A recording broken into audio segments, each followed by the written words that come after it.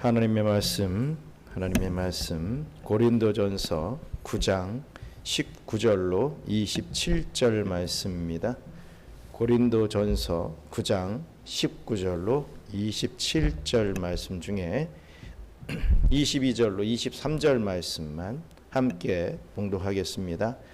약한 자들에게 내가 약한 자와 같이 된 것은 약한 자들을 얻고자 함이요, 내가 여러 사람에게 여러 모습이 된 것은 아무쪼록 몇 사람이라도 구원하고자 함이니, 내가 복음을 위하여 모든 것을 행함은 복음에 참여하고자 함이라. 아멘. 예배자 자리에 나온 여러분들을 축복합니다. 우리 지난주에 정전이 되는 관계로 저희 사택에서 예배를 드렸습니다. 저희 사택이 꽉 찰 정도로 많이 참석해 주셔서 감사를 드립니다. 이번 주, 다음 주는 또 이 한 해에 있어서 마의 주간이죠. 연휴가 계속되는, 아이들이 방학이 되고 하는 그런 기간이기에 또 출석률이 좀 저조할 것이라고 생각이 됩니다. 어쨌든 우리 수비에 계시는 분들은 그러한 어떤 부분들을 이겨내고 또 주님 앞에 이 주일에 나올 수 있는 그런 은혜가 있기를 간절히 축원합니다. 대학 시절 참 오래됐죠. 벌써 한 20여 년 된 것 같습니다. 그때는 밥값이 늘 아쉬웠습니다. 그래서 가난한 저희 대학부 친구들 8명이 토요 대학부 모임 전에 이 토요일에 점심을 해결하고자 교회 앞에 있는 한 식당에 들어갔습니다.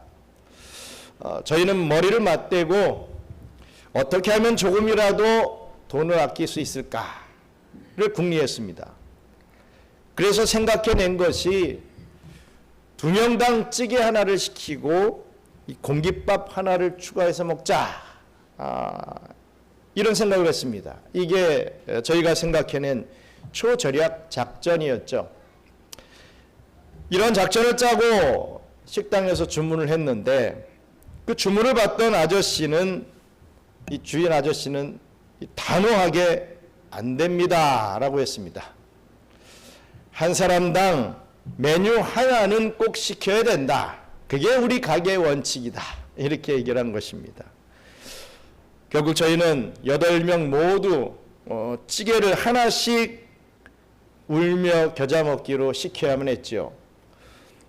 그래서 주문했습니다. 그러면서 에이 치사하다, 치사해, 에이 치사하다, 치사해 하면서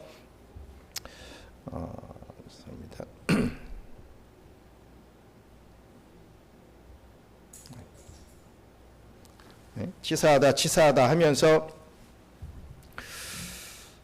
속으로 투덜대면서 주문을 했습니다. 그런데 잠시 후 음식이 나오는데, 이 세상에나 2사람 몫의 찌개가 하나의 조금 큰 냄비에 담겨 나오는 것 아니겠습니까? 문제는 이 식당의 테이블이 너무나도 작아서 저희 8명이 한 테이블에 앉지 못하고 이 2 테이블에 나눠 앉아 있게 되었다는 것입니다.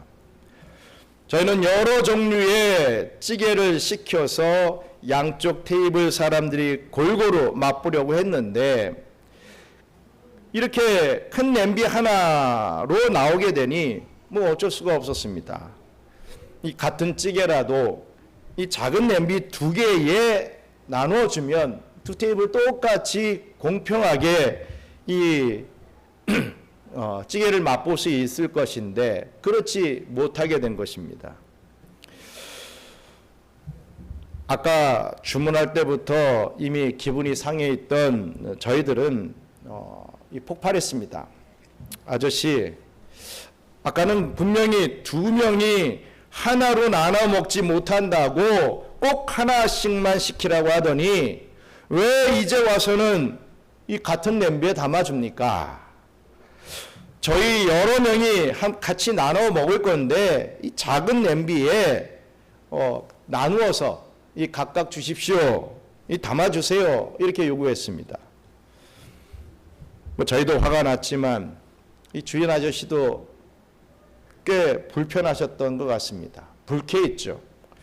그래서 아저씨는 주방에 들어갔다가 다시 나오시더니 우리 집에는 작은 냄비가 없어가지고 안 되겠습니다. 또 이러는 거예요.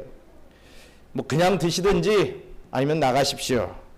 이렇게 얘기를 했습니다. 뭐 거짓말이 뻔하죠. 혼자 와서 1인분씩 먹는 사람이 분명히 있었을 터인데 작은 냄비가 없다? 이 말이 안 되는 거 아니겠습니까? 결국 이러한 사태 중에 가장 나이가 많고 제일 선배였던 제가 나서서 중재를 하게 되었습니다. 아저씨, 너무 화를 내지 마시고 그럼 그냥 주시려고 했던 대로 주십시오. 저희가 알아서 나눠 먹겠습니다. 이렇게 얘기를 했습니다. 저희는 자리를 바꿔서 같은 찌개를 시킨 사람들끼리 옹기종기 모여 앉아 몹시도 찝찝하고 불편한 식사를 마치게 됐습니다. 뭐 주인 아저씨의 마음도 이해는 갑니다.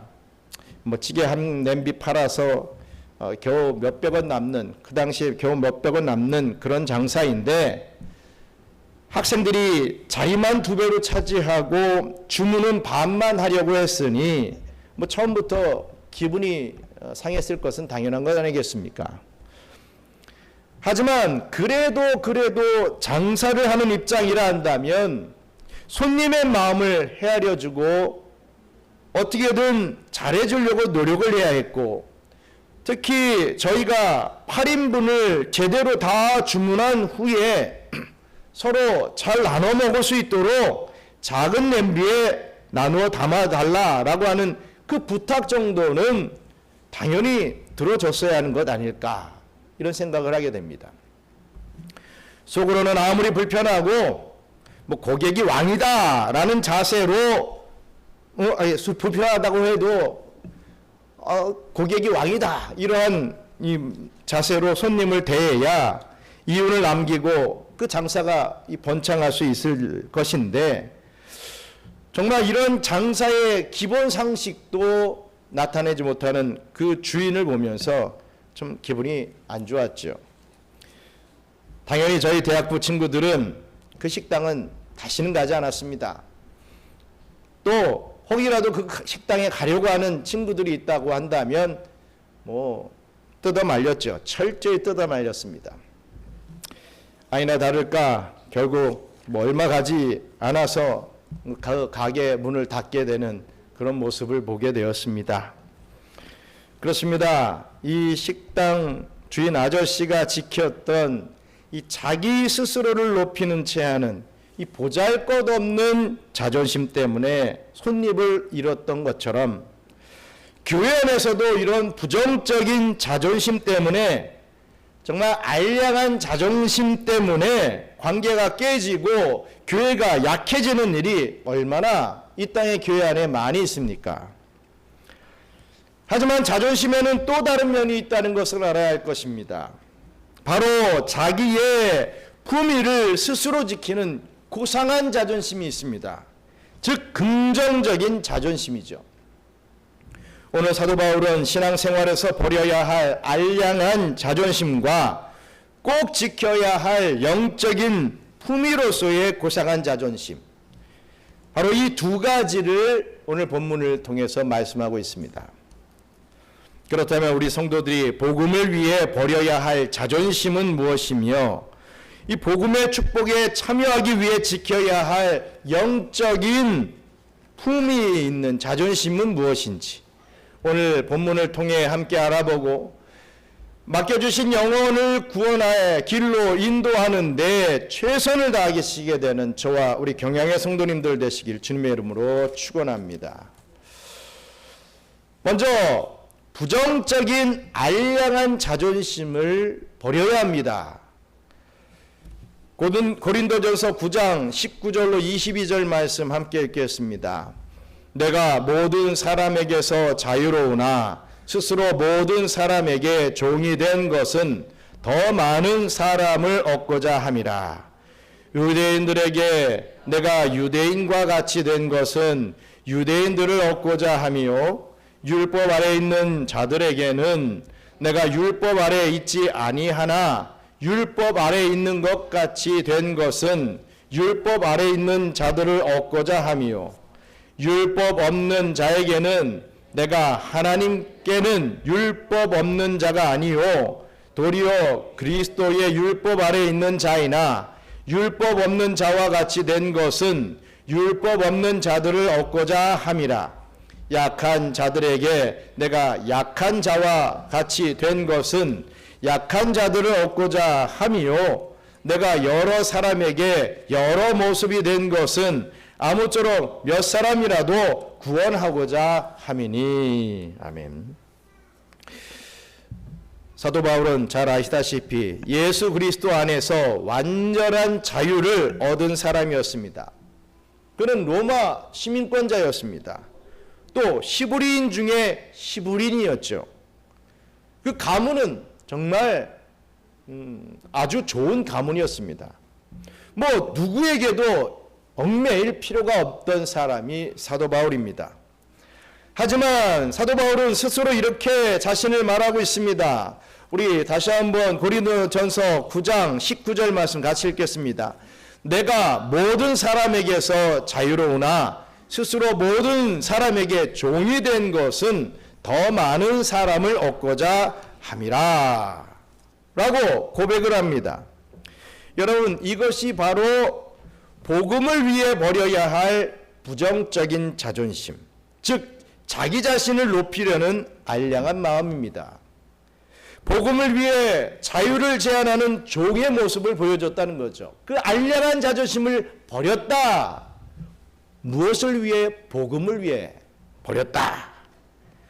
여러분, 종은 자기 주장이 없는 존재입니다. 자기 의견을 나타낼 수 없는 게 종입니다. 오직 주인의 뜻만 쫓아야 하는 것이죠. 바울이 스스로 종이 되었다라고 하는 것은 복음을 전하는 일에 방해가 되지 않도록 자신의 권리와 주장을 다 내려놓았다라고 하는 의미입니다. 사도 바울은 유대인들에게는 유대인처럼 행동했습니다. 율법에서 자유했지만 유대인 신자들을 실족시키지 않으려고 굳이 율법을 지키는 모습을 잘 보여줬죠. 디아스포라 혼혈 출신인 자기 제자 디모데를 유대식으로 할례받게 한 것, 뭐 그럴 필요가 없었지만 굳이 그렇게 한 것은 정말 자신이 율법을 따라 나실인의 결례를 행한 그러한 이유가 되었던 것입니다. 그럴 필요가 없지만 유대인들에게 있어서는 그렇게 보여져야 더 유리하다라는 것을 알았기 때문에 그런 조치를 취한 것이지요. 또 율법 없는 이방인들에게서는 이방인처럼 또 행동했습니다. 여기서 이 율법 없는 자라고 하는 것은 구약의 율법을 알지 못하던 이방인들을 가리키는 말입니다. 그런데 바울은 이들을 위해서는 또 자기 자신이 율법 없는 자와 같이 되었다, 이렇게 말을 합니다. 여러분, 초대교회 안에서 소위 시브리파 유대인들 중에서는 이 자기가 정통 유대인임을 자랑하면서 특히 이방인 출신 신자들 앞에서 은근슬쩍 권위를 세우려고 하는 자들이 많이 있었던 거죠. 나는 시브리 사람인데 이방인 너희들, 이런 식으로 깔보는 듯한 그런 권위를 세우는 자들이 있었다는 것입니다. 하지만 사도 바울은 자기 자신이야말로 누구에 못지않는 정말 시브리인 중에 시브리인임에도 불구하고 조금도 그런 내색을 하지 않고 오히려 이방인들의 분위기나 관습에 자신을 적응시키면서 최선을 다해 대해 주었던 것입니다. 그 이방인들의 입장에서 행동할 수 있었던 것입니다. 더 나아가 또 뭐라고 합니까? 약한 자들에게는 약한 자처럼 행동했다라고 했습니다. 본문이 말하는 이 약한 자란 아직 신앙이 어린 신자들을 말합니다. 믿음이 어린 신자들이 걸려 넘어지지 않도록 자신은 얼마든지 누릴 수 있는 신앙적 자유, 즉 우상에게 바쳐진 고기를 먹을 권리가 나는 아무렇지도 않으니까 먹어도 된다 이렇게 여기지만, 어린 신자들이 우상에게 바쳐진 그 고기를 먹는 자신의 모습을 보고 실족할까 봐 나는 먹지 않겠다 라고까지 그 권리까지 포기할 각오를 했다는 것입니다. 그렇게 했다는 거죠. 우상에게 바쳐진 고기를 먹을 권리 하니까 어렵게 느껴지십니까? 오늘날로 가자면 쉽게 말하면요, 예수 믿는 자가 많은 불신자들 앞에서 술 마시고 좋다 이런 모습을 보여주는 거예요. 나는 떳떳하니까 내가 술 마시든 안 마시든 나는 예수를 믿고 난 구원자다 이렇게 믿으니까 해도 된다 이렇게 여기는 거죠. 자랑합니다. 술 마시는 거, 담배 피는 거 자랑을 합니다.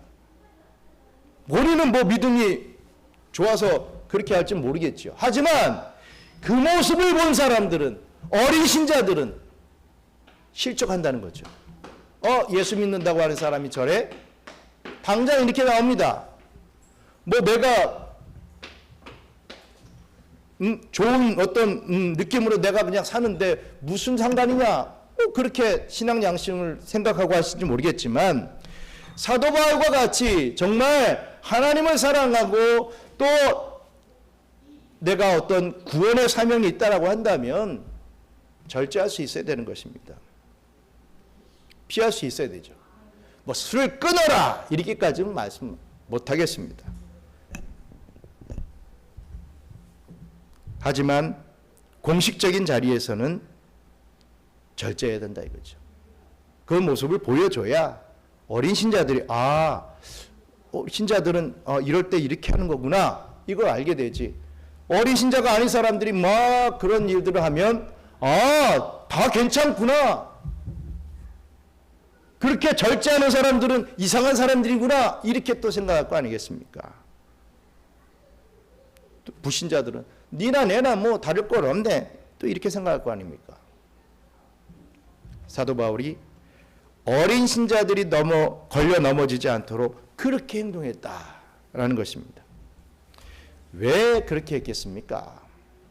바울의 목표는 오직 하나라는 거죠.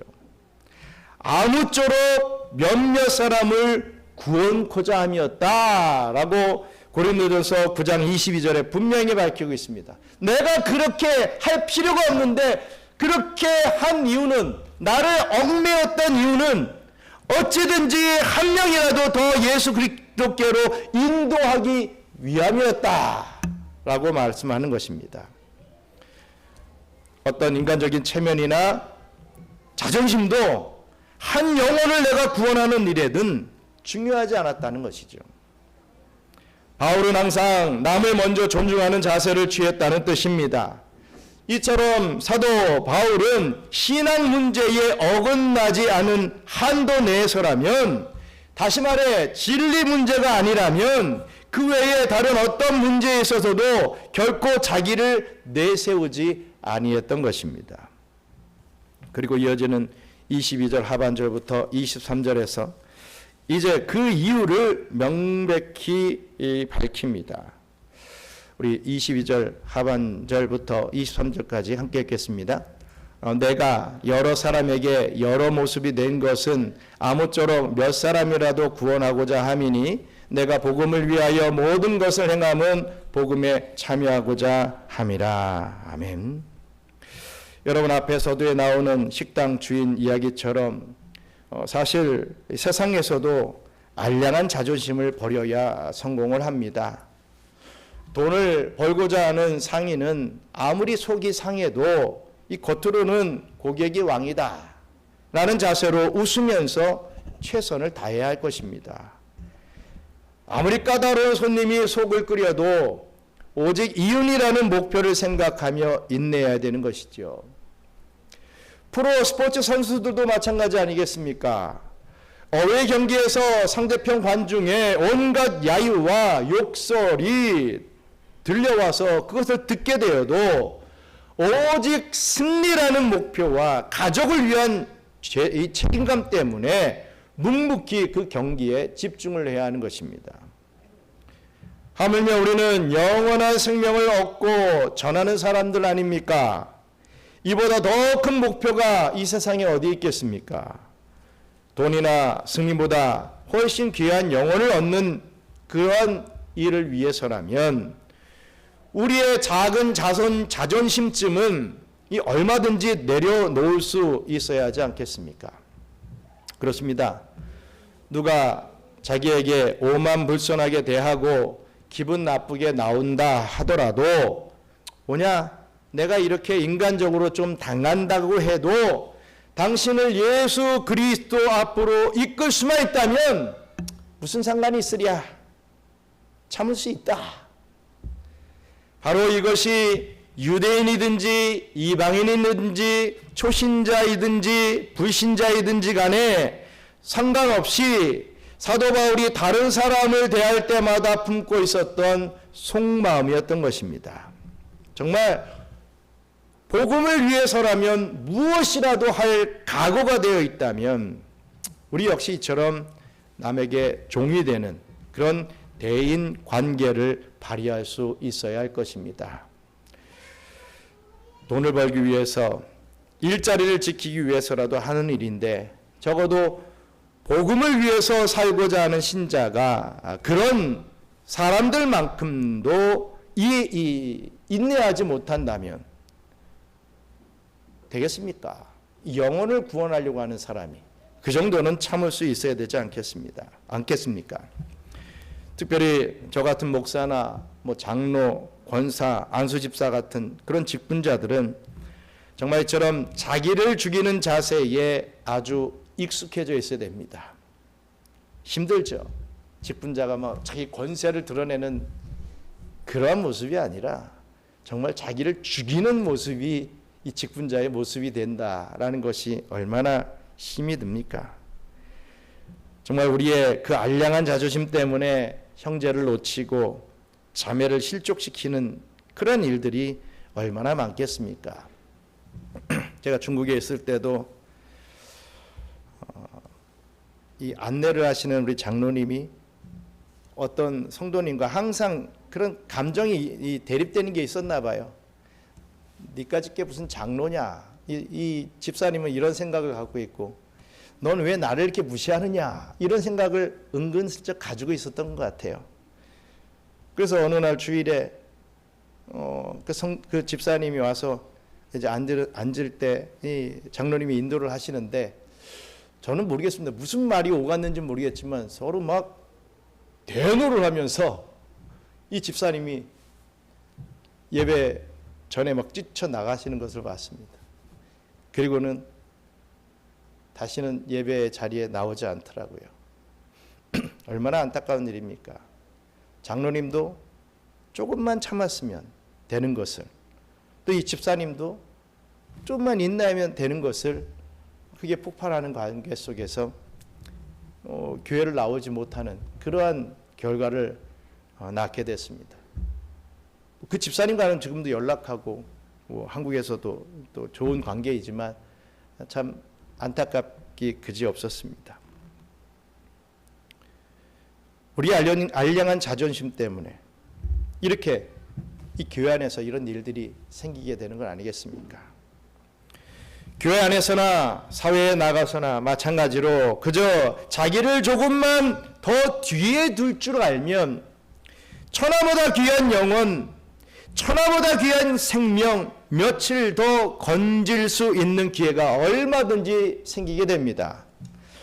그처럼 자기를 조금만 죽이면 불신자들을 대할 때에도 어떤 인간적인 공감대를 형성하게 되고 이 전도의 길이 트이게 되는 것이죠. 교회에 처음 나오는 사람들 앞에서 이 토박이 교인들이 자기를 그런 사람 바로 뒤에다가 갖다 놓으면 그처럼 교회를 어색하게 여기던 사람들의 마음에도 내가 이 교회 사람들의 마음에 정말 받아들여졌구나 하는 느낌이 저절로 들게 될 것입니다. 자기를 숙일 줄 아는 사람은 좀 오래 믿었다고 해서 혹 초신자 앞에서 아는 채 잘난 채 하는 자세를 절대로 내보이지 않으려고 극도로 조심할 줄 알게 됩니다. 자기를 없애고 신앙 약한 교우를 대할 때 그 나름대로의 어려움과 필요 그리고 그 사정에 대하여 어찌하든지 이해해주고 포용해주는 그런 자세를 발휘할 수 있게 되는 것입니다. 우리가 남에게 종이 되는 자세를 가질 때 비로소 불신자들의 인간적인 공감대가 그들과 형성이 되고 또 이 불신자들을 전도할 수 있는 전도의 문이 열리게 됩니다. 교회에 처음 나온 이 사람들을 배려하고 믿음이 약한 교우를 비난하기보다는 그들의 어려움을 이해하고 더욱더 포용할 수 있는 그러한 자세, 그것이 바로 복음을 위해 자신을 죽이는, 자신의 알량한 자존심을 죽이는 진정한 그리스도인의 모습임을 잊지 마시길 바랍니다. 끝으로 복음을 위해 지켜야 할 고상한 자존심을 지켜야 합니다. 복음을 위해서 고상한 자존심을 지켜야 한다. 고린도전서 9장 24절로 27절 같이 읽겠습니다. 운동장에서 다름질하는 자들이 다 달릴지라도 오직 상을 받는 사람은 한 사람인 줄을 너희가 알지 못하느냐. 너희도 상을 받도록 이와 같이 다름질하라.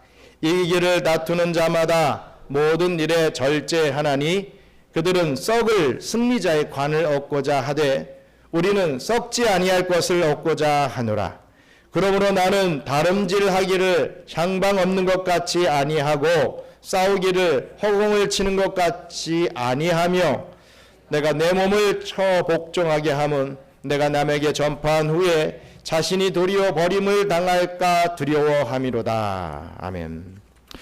사도 바울은 남에게 종이 되는 것에서 멈추지 않았습니다.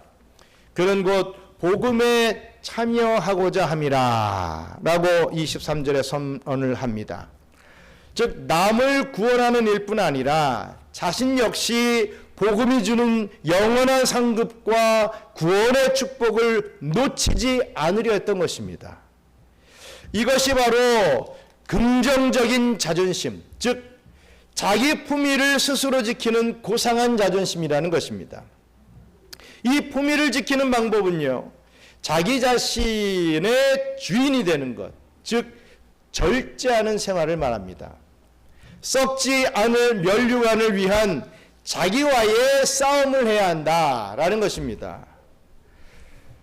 바울 당시 고린도 시에서는 이스무스라고 하는 그러한 큰 체전이 있었다고 합니다.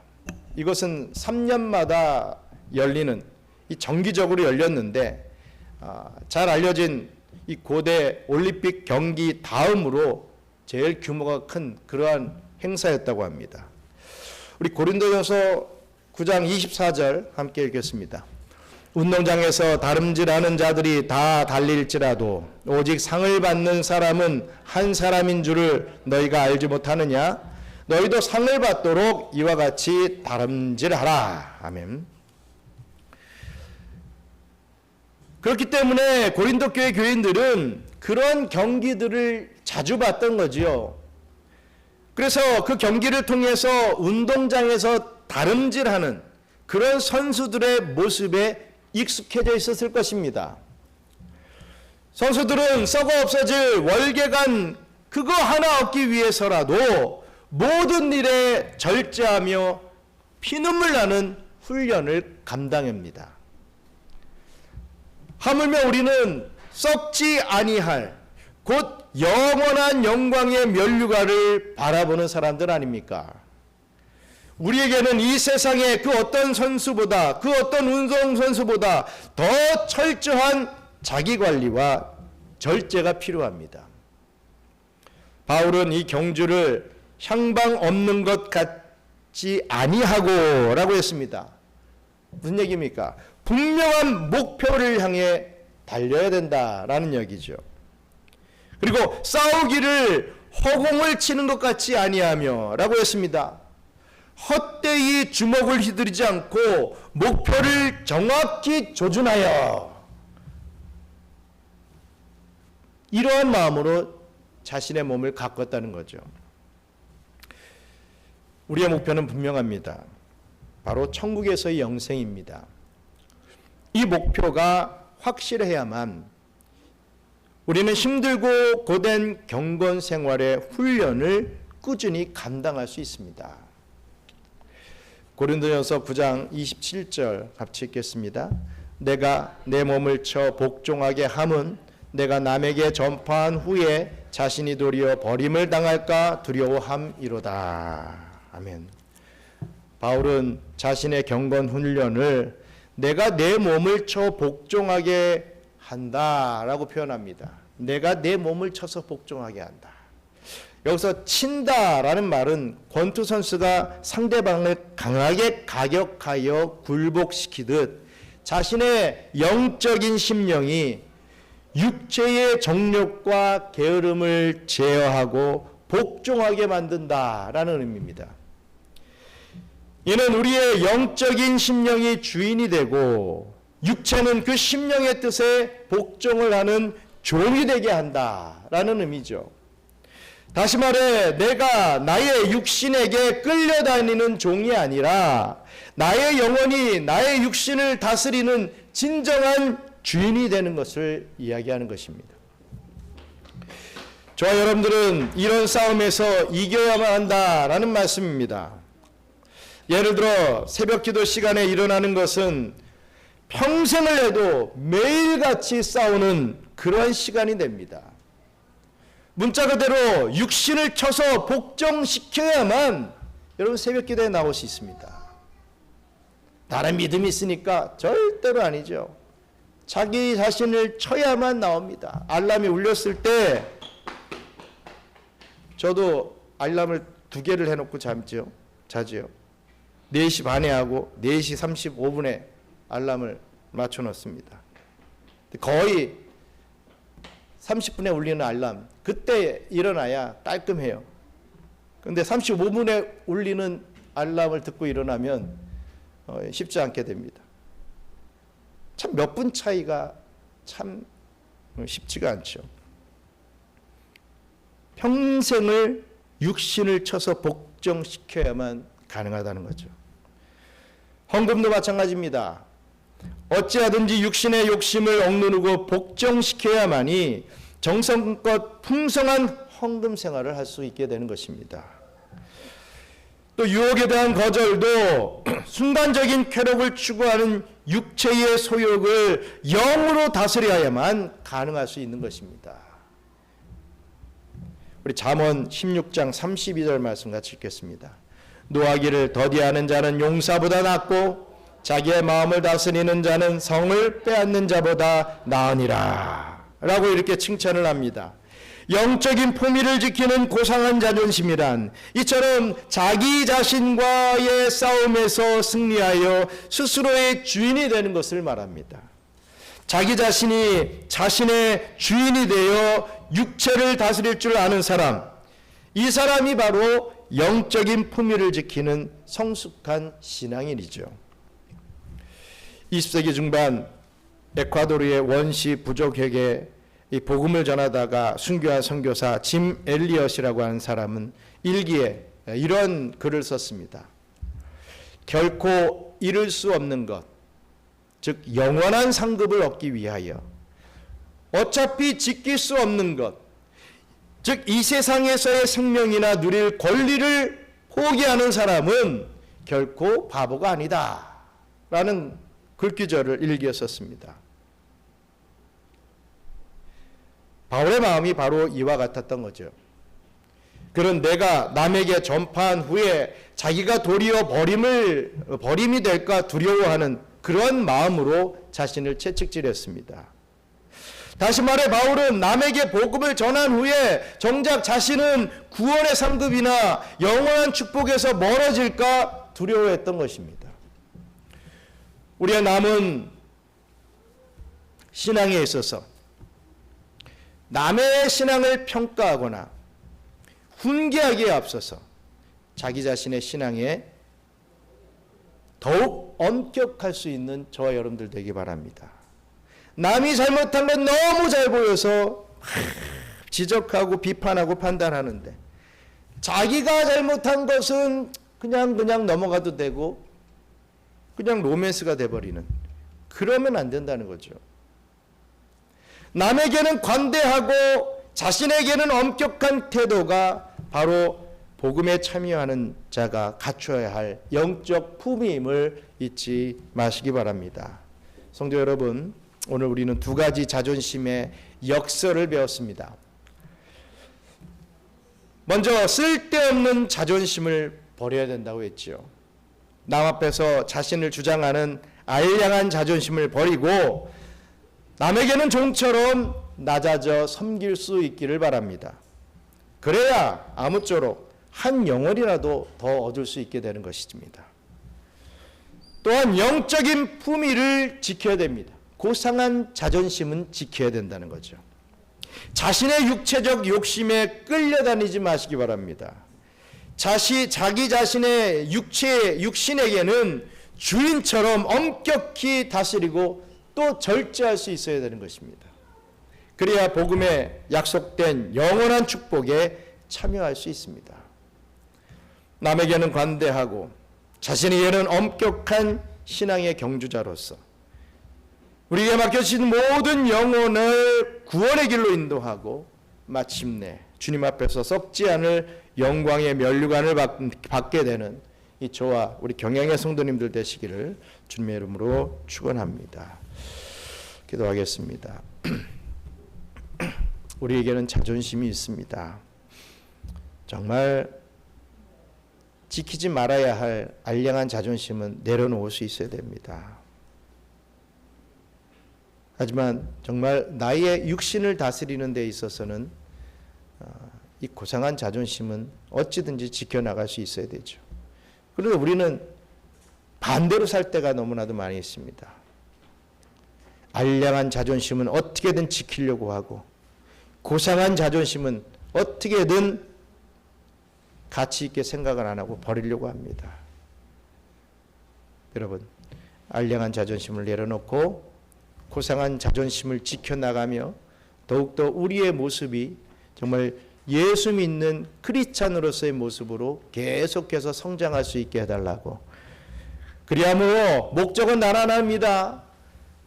한 영혼이라도 아무쪼록 구원해내는데 우리가 쓰임을 받게 해달라고 하는 그 사도 바울의 고백이 저와 여러분들의 고백이 될 수 있게 해달라고 함께 기도하겠습니다. 감사합니다. 하나님, 우리의 삶을 통하여 단 한 영혼이라도 구원의 길로 나올 수 있는 그러한 은혜를 체험케 하여 주시옵소서. 일평생을 살아가는데 한 영혼을 주님께로 이끌지 못한다고 한다면 너무나도 불청이고 죄송스럽지 않겠습니까? 아버지 하나님, 정말 단 한 영혼이라도 주님께로 이끌 수 있는 은혜를 베풀어 주시옵소서.